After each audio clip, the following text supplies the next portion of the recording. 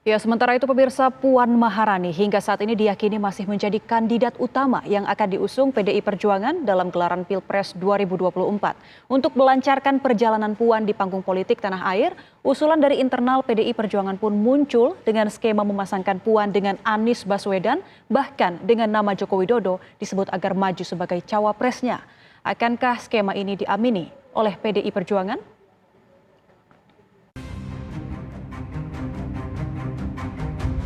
Nama Puan Maharani hingga kini diyakini masih menjadi kandidat utama untuk menjadi sosok calon presiden dari PDI Perjuangan. Namun sosok siapa yang akan mendampingi Puan Maharani kelak? Belakangan muncul skema untuk memasangkan Puan Maharani dengan Anies Baswedan setelah foto keakraban keduanya beredar di media sosial saat menghadiri gelaran balap Formula E Jakarta pekan lalu. Bahkan usulan lain pun hadir dari salah seorang elit PDI Perjuangan Effendi Simbolon, di mana idenya memasangkan Puan Maharani dengan Joko Widodo sebagai cawapresnya. Nanti kan pasti akan ditentukan apakah siapa, apakah Puan Anies, apakah Puan Jokowi, apakah siapa yang akan dipasangkan. Tapi ya bisa saja seperti itu, semua kan kemungkinan bisa saja. Bisa Puan Anies, bisa Puan Jokowi, kan bisa saja. Kalau tidak berhasil Pak Jokowi ditambah 3 tahun atau menjadi 3 periode kan, biasa saja. Jadi, saya kira tidak ada yang tidak mungkin sepanjang itu memang sesuai dengan harapan masyarakat untuk nominasi calon ya tentu. Jadi Baik. kapan waktunya itu, saya kira PDI Perjuangan akan menunggu momentum yang pas, dan itu saya yakin di Ibu Mega sudah ada waktu yang paling pas buat beliau sampaikan nanti ke publik secara resmi ya.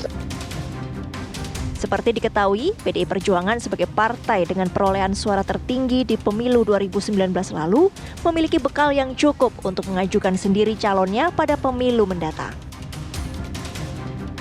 Dan tidak menutup kemungkinan jika PDI Perjuangan bisa saja membangun poros koalisi dengan partai lainnya di Pilpres 2024. Tim TV One mengabarkan.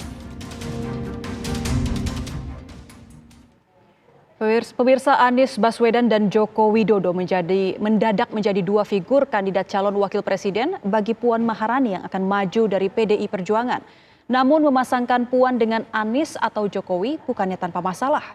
Lalu bolehkah Jokowi maju kembali namun sebagai cawapres? Dan bagaimana dengan basis masa pendukung Anies jika dipasangkan dengan Puan?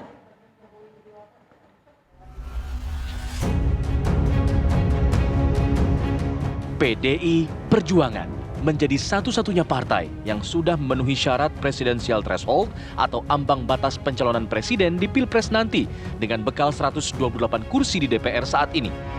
Dengan kemewahan itu, PDIP bisa mencalonkan sendiri figur pilihannya di Pilpres 2024 mendatang. Belakangan muncul usulan agar PDIP memasangkan Puan Maharani dengan Gubernur DKI Jakarta Anies Baswedan atau dengan Joko Widodo sebagai cawapresnya. Politisi PDIP Effendi Simbolon menilai hal ini sebagai strategi politik yang bisa memenuhi keinginan sebagian besar masyarakat. Kenapa tidak kita munculkan Puan Anies? Dan kalau sekarang ada katakanlah usulan atau wacana mendampingkan Mbak Puan yang berpasangan dengan nantinya yang akan menjadi calon wakil presidennya itu Pak Jokowi, saya kira juga punya justifikasi juga. Ya, ini kan yang saya lihat, kenapa tidak? Karena Pak Jokowi kan salah satu kader terbaik dari PDI Perjuangan, kenapa tidak?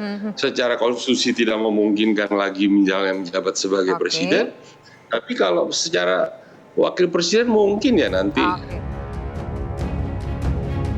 Namun memasangkan Puan dengan Anies atau Jokowi bukan tanpa masalah. Menduetkan Puan dan Anies bisa saja terbentur basis massa pendukung yang mungkin tidak sepakat. Sementara duet Puan Jokowi bisa tersandung pelanggaran moralitas politik. Kalau misalnya ada usulan terkait dengan Mbak Puan sebagai capres, didampingi oleh Pak Jokowi, mungkin secara hukum legal tidak bermasalah. Tetapi mungkin ada sebagian masyarakat yang mempertanyakan dari sisi etika politiknya. Nanti akan muncul misalnya Pak Jokowi dianggap terlalu ambisius sehingga harus menurunkan call-nya karena ada larangan terkait 2 kali maju sebagai capres, kemudian bersedia sebagai cawapres.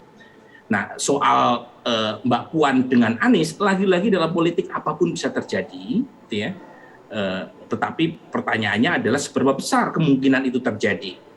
Apakah Anies Baswedan bersedia maju sebagai pendampingnya Mbak Puan? Nah, ini harus diuji sekali lagi. Yang kedua, kalau bersedia, apakah basis Anies Baswedan bersedia untuk memilih paket ketika Anies bukan sebagai calon presiden, tapi calon wakil presiden?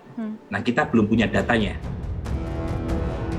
Dari sisi tata negara, wacana duet Puan Jokowi masih dibolehkan secara aturan, namun tak elok secara etika. Sementara duet Puan Anies justru seperti memperlihatkan permasalahan yang ditimbulkan akibat adanya aturan ambang batas pencalonan presiden. Secara hukum, ya, konstitusi kita memang membatasi masa jabatan itu 2 periode untuk yang terkait dengan satu posisi. Misalnya presiden 2 kali, wapres 2 kali. Dalam konteks ini misalnya Pak Jokowi tidak bisa mencalonkan diri sebagai presiden lagi.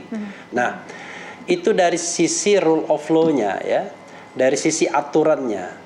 Tapi dari sisi rule of etiknya, rasanya kan tidak elok kalau tiba-tiba seorang presiden yang sudah 2 periode diharapkan meninggalkan legacy yang baik, tiba-tiba turun gelanggang lagi untuk menjabat sebagai wakil presiden.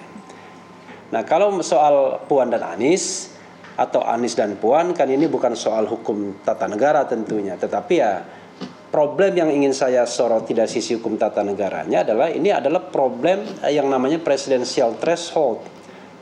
Tapi yang harus kita syukuri adalah komunikasi Puan Anies atau Anies Puan ini paling tidak membuat politik kita lebih cair lah dibandingkan sebelumnya, di mana seolah-olah kanan kiri tengah ini menjadi sesuatu yang tidak bisa dikomunikasikan lagi. Saat ini, wacana menduetkan Puan Maharani dengan 2 tokoh nasional ini masih sebatas usulan individu. Namun bukan tidak mungkin internal PDIP bisa mengambil salah satu opsi jika terjadi kebuntuan komunikasi dengan potensi koalisi di menit-menit akhir pendaftaran capres nanti. Tim TV One mengabarkan.